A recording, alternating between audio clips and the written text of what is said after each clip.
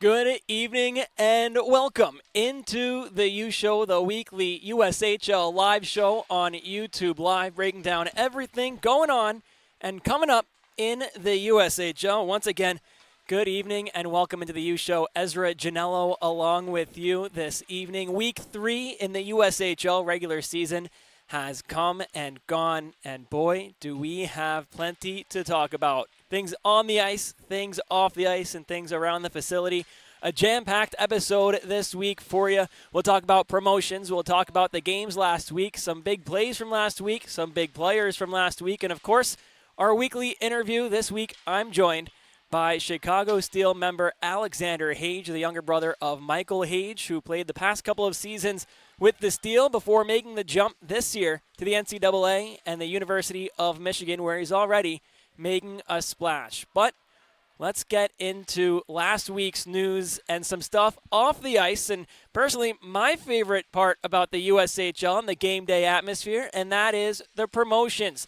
It's what makes the USHL so awesome for a fan is every night you go to the rink, you're going to get a different show. Not just great hockey, but different things around the rink and around the game, special jerseys, special promotions, and some of them, they benefit others as well. This past weekend, the Green Bay Gamblers hosted Military Appreciation Night, and as part of the promotion, Military Appreciation Night, they hosted a meat raffle in which they raised over $3,000, $3,250, benefiting disabled veterans in the Green Bay area. A good time was had at the Resch Center, and some goodness came out of it as well. Next weekend at the Icebox, the Lincoln Stars, they host the Nebraska Epilepsy Night on Saturday from the Icebox. So more good things coming out of the USHL promotional schedule.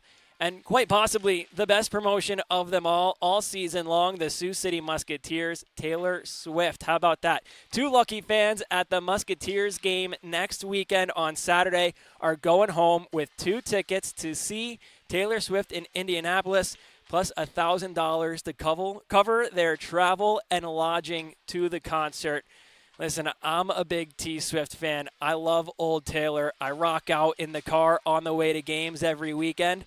And 2 lucky fans at the Muskies game, they're going to see Taylor in person. Can't get much better than that. And then over in Fargo at Shields Arena, the Force, they're hosting Autism Awareness Night. They're wearing special jerseys to go along with it on Saturday night. The Force at home, Autism Awareness Night on Saturday. Some really awesome promotions all over the USHL, not just for the fans, but benefiting the local communities as well. But some more news out of Fargo this week. Former player and coach Chad Demers and his battle with cancer has come to an end. Not just a longtime member of the Fargo and USHL families, but a forever member of the Fargo and USHL families. Our thoughts and prayers go out to his friends, family, and everybody close to Chad. We'll take a quick break and come back here on the UShow. Welcome to the United States Hockey League. Puck comes back out. Levshunov skating down. Nice move and a goal! Welcome back into the UShow. Ezra Gennello along with you. Week 3 done and over with. We're looking towards week 4, but that doesn't mean we can't take one quick step backward and take a look at the scores from around the USHL back in week 3. A lot of exciting matchups. Nothing needed overtime or a shootout on Friday. The Blackhawks visiting the Des Moines Buccaneers. How about Madison making their way to Tri-City, picking up a win? Dubuque playing host to the Chicago Steel, starting off their home portion with a win 5-2 in Green Bay. They picked up a weekend sweep, 3-0 on Friday over the Omaha Lancers, 4-2 on Saturday at the Resch Center. Some extra hockey, free hockey on Saturday night. Tri-City needed overtime to pick up a win over the Madison Capitals. The Chicago Steel, a 2-1 win over the Lumberjacks in overtime. And then Dubuque taking on Waterloo on the back end of their 2-game home weekend series. They defeated the Blackhawks 4-3 in overtime. It was a fun week last week in the USHL, and not just For current players in the USHL, how about the USHL alumni? 825 former USHL players gracing rosters at the NCAA level, and some of them, they got their new careers off on a hot start. Some great goals from around the NCAA and former USHL players. Let's take a look at some of those guys. Good play there to defend, but chance now ahead. Cole Hudson on the offensive left side. Cole now, his turn, in front of the goal! Cole Hudson goes 5-hole on Gale. Through in here, Bernie, look at him go. Would you say he jumped into the play? Here's Latch walking in, his shot, blocked in front, right to the front of the goal. The loose puck is there, another block there by Kostapirti, and it goes behind the net. Goaltender Malay loses his stick. Huskies, oh, they score. On that last shot attempt, it ricocheted off of our foot. Right to leadership. Look out down there, Danielle. Shahan with a big hit, and now he's got a breakaway. He scores! The bone-crushing hit, and perhaps a back-breaking goal. Shot out of a cannon. Kaden Shahan scores an electric first goal of his career.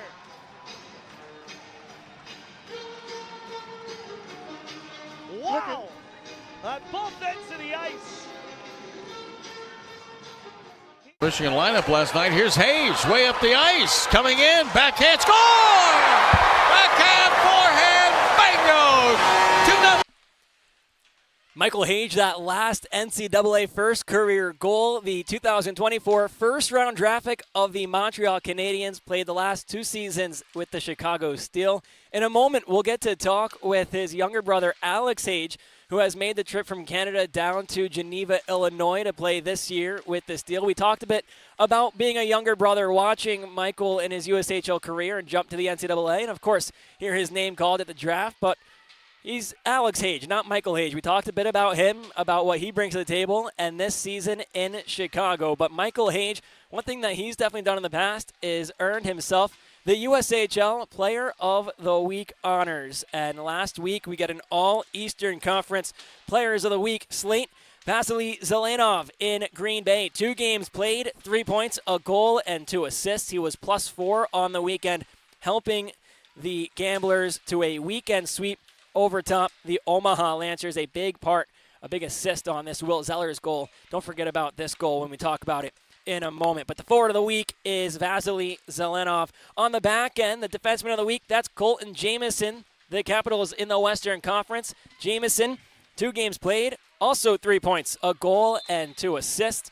But the big part for him, the perfect penalty kill on the weekend sweep, a 2-0 record, made 55 saves on 57 shots in the weekend, and also picked up a shutout on Friday night, 3-0, the win for the Gamblers, backstopped by Gavin Moffat, the starting netminder for the Gamblers this year. And, well, that sets the stage for someone who had himself a good weekend. Chicago, they picked up a win on Saturday night. Alex Hage was a big part of that success. The Steel have enjoyed some good success at the early stages of the USHL season, and Alex Hage joins us on the UShow to talk about some of that success and what's gone into it. Let's send things over to our UShow Week 3 interview with Alex Hage of the Chicago Steel.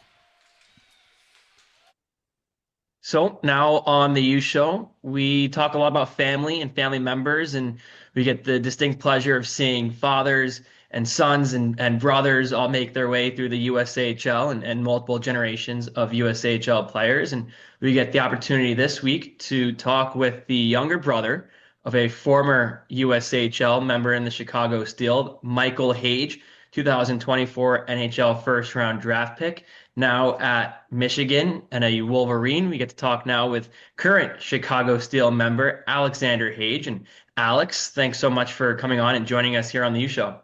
No worries, thank you.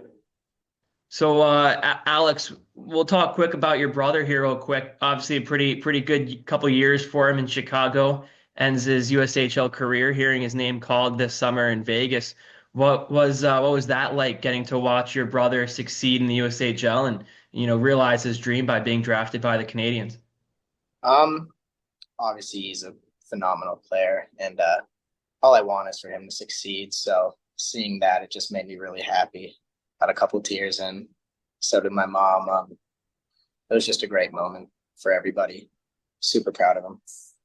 So watching from a younger brother's perspective, right? I know as a younger brother myself, watching my brother go and play pro hockey and following his footsteps, hopefully, I always watch to see how he improved and how I could take those lessons on for myself. And going from the Chicago Steel to the NCAA, how do you think the USHL game helped Michael improve in his growth in his hockey career? Just the speed of the game. It's a lot different from minor hockey. And once you get here, you realize that pretty quickly. He's an amazing skater. So I think that helps him a lot. And he's a pretty big boy now. The development here is really good. He was in the gym a lot, especially after his shoulder surgery. So I think that helped him a lot. And yeah. And then obviously you get to follow in those footsteps. You make your way to Chicago. And what's been the biggest takeaway from your start in the USHL? Definitely just the pace of the game is a lot different. Guys are a lot bigger. And it's hard. It's really hard to start off, especially as a smaller guy, not as big weight-wise and size-wise. So it's a big step, but I think I'm keeping up with it pretty well. And hopefully just put on a lot of weight and get taller, and then just go with the flow, see what the future holds. Yeah, 100%. And the decision to go to Chicago and play with the Steel, obviously a familiar face, and Garms as the head coach and GM. So kind of what went into that decision to come from Canada and make your way to Chicago and play in the USHL? Just seeing my brother go through it the last 2 years has really helped me and influenced me for this decision. Ever since I came to the facility for the first time, it's kind of all I've really wanted, all I've wanted to pursue.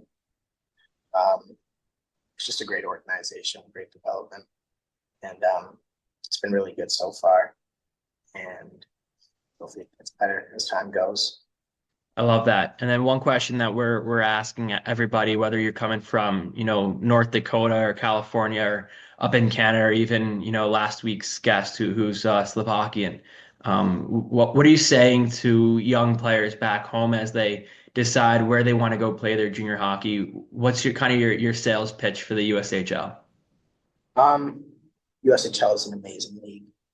I think it's a very good development league compared to others, and the step's big, but if you're willing to take it, you will succeed. Every team's got a great organization, great development, and I think it's just the way to go. So a great conversation with Alex Hage of the Chicago Steel. We talked and we mentioned the one question we're asking all of our players in the USAHL as they come on to the UShow is, what are you telling the folks back home? What are you telling the guys back home you're seeing over the summer, whether it's at open hockey, pickup hockey, stick and puck, or you're doing your skating with some younger guys? What are you saying? What's your sales pitch to them as they decide where they're going to go play their junior hockey? And I think Alex Hage put it perfectly. It is the perfect developmental league. Compared to other leagues at this level, the USHL is exactly what you want to prepare you for that next level. So Alex, starting his first season in the USHL with the Chicago Steel, not a newcomer to the Chicago Steel or the USHL, obviously got to see the facility at Fox Valley Ice Arena quite a bit in the past years with his brother as a member of the Steel, but now he gets to wear the red, black, and white, wear that 19 on his back, and find the back of the net for the Steel. We'll take a quick look at some guys who have found the back of the net, found some open teammates with ease to start this season. How about Daniel Schlane? 8 points pacing the USHL. 5 of those finding the back of the net as goals. Sam Larilla up there leading the league with 6 assists. Grady Deering, Jack Hextall up there as well. In the plus-minus category, you see a little bit of blue and white, just like last week, Oliver Schlane and Kohanski, but a couple other colors in there as well. And just week 3 in the USHL, so a lot of ties at the top of the league leaderboards. You see 5 players with that 6-point category tie with Milfors, Picard, and Pritchard in points. 14 players aside from Hijibi and Milfors with 3 goals, and then a bunch of guys with 4 assists as well. As the season goes on, you'll see the guys who are really making a difference, not just all season long, but every single night for their team.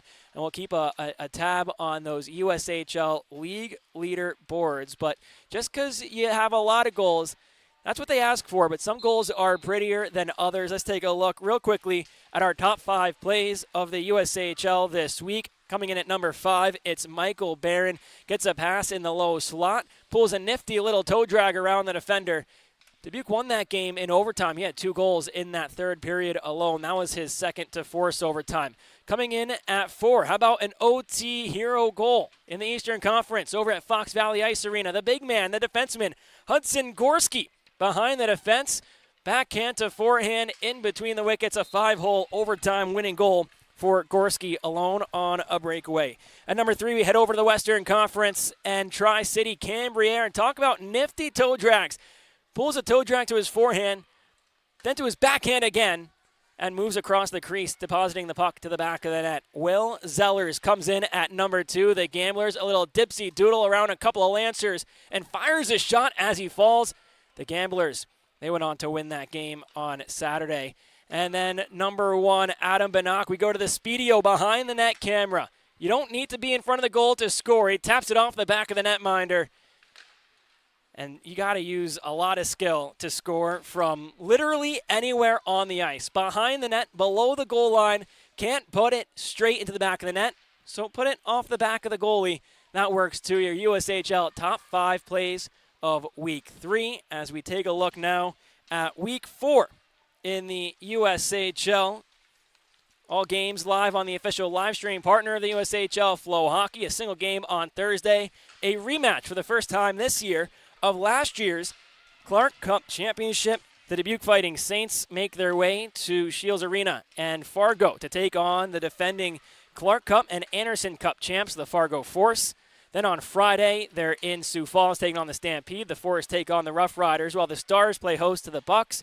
The Muskies play host to the 17s, and the Lumberjacks are in Waterloo taking on the Blackhawks. Then on Saturday, the Jacks, they continue their trip through Iowa with a date with the Buccaneers in Des Moines. Cedar Rapids is in Sioux Falls. Waterloo makes their way to Lincoln. The Steel and Lancers go at it in Omaha. Sioux City and the 17s, they close out their weekend series while we get a Battle of Wisconsin. So 3 games to watch on 3 game nights. Of course, Thursday, your only option, but it's a good one. The Fighting Saints and Fargo Force rematch of last year's Clark Cup final.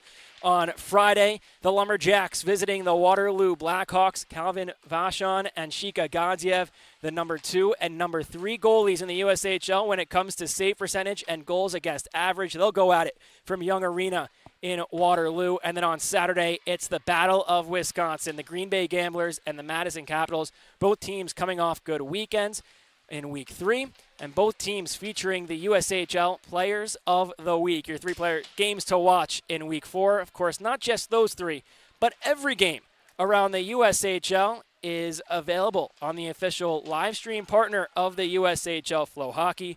And our last segment, as we get ready for the new weekend, we take a look at how the standings line up. As of today, October 8th, 2024, it's the Fighting Saints and the Steel atop the Eastern Conference, the Musketeers and the Stars atop the Western Conference.